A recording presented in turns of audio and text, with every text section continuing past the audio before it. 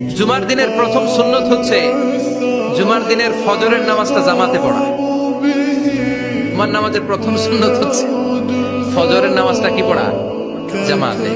আফদালুস সালাওয়াত ইনদাল্লাহি সালাতুল ফজরি ফি ইয়াউমিল জুমআতি ফি জামাআহ। বিশ্বনবী বললেন জুমার নামাজের 15টা সুন্নত মুখস্থ রাখতে হবে। 1 নাম্বার সুন্নত ফজরের সালাত জামাতে পড়তে হবে। 2 নাম্বার সুন্নাহ হচ্ছে আসওয়াক, মেসওয়াক করা। মাথরাতুন লিল ফাম মারদাতুন লিররাব, মেসওয়াক করলে দাঁত পরিষ্কার থাকে, আল্লাহ খুশি হয়ে যায়। 3 নাম্বার হচ্ছে দুহুন, তেল মালিশ করবেন। বিশ্বনবী জাইতুনের তেল চুলে আর গায়ে দিতেন। বিশ্বনবী বলতেন ওয়াদাহিনু ফাইন্না ফিত তাদহিনে বারাকাত, তেল খাও, তেল দাও, তেল মালিশ করো, তেলের ভেতরে আল্লাহ বরকত ঢুকাইয়া দিছে। 4 নম্বরে আত্তিব, জুমার দিনে সুগন্ধি লাগিয়ে যাওয়া সুন্নাত। লাগাবেন? লাগাতে রাজি আছেন? বিরাতু আইনি ফিস সালাহ, নামাজের মধ্যে যখন আমি দাঁড়িয়ে যাই আমার চক্ষুটারে ঠান্ডা করে দেয় কে?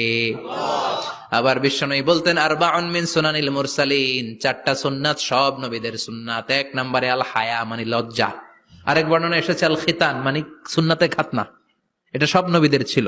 আর সেওয়াক, সব নবীরা মেসওয়াক করেছেন। আর তিব, সব নবীরা আতর লাগিয়েছেন। আর নিকাহ, সব নবীরা বিয়েও করেছেন। চিল্লায় পড়েন আল্লাহু আকবার। লিবাস আহসানা সিয়াব, সুন্দর জামা পড়া। নট নেসেসারি যে নতুন জামা হতে হবে, পুরাতন জামাও ধুয়ে আয়রন করে পরলে একটা সৌন্দর্য আছে না নাই? এরপরে ইকসারুস সালাহ আলান নবী, বিশ্বনবীর উপর বেশি বেশি দুরূদ পড়া। বিশ্বনবী বলতেন জুমার দিন শ্রেষ্ঠ দিন, এই দিন আমার উপর বেশি বেশি দুরূদ পড়ো। ফাইন্না সালাতাকুম মা'রুদাতুন আলাইয়া, কেননা তোমরা যে আমার উপর দুরূদ পড়ো, আমি মরে যাওয়ার পরে এই দুরূদগুলো কে পাঠিয়েছে তার নাম, তার বাবার নাম সহ ফেরেশতারা আমার কবরে দিয়ে আসে। সুবহানাল্লাহ। এরপরে বিশ্বনবী বলতেন জুমার দিনে সূরাতুল কাহাফ পড়বা, কাহাফ পড়া সুন্নাহ। সূরাতুল কাহাফ পড়তে রাজি আছেন? রাজি আছেন তো?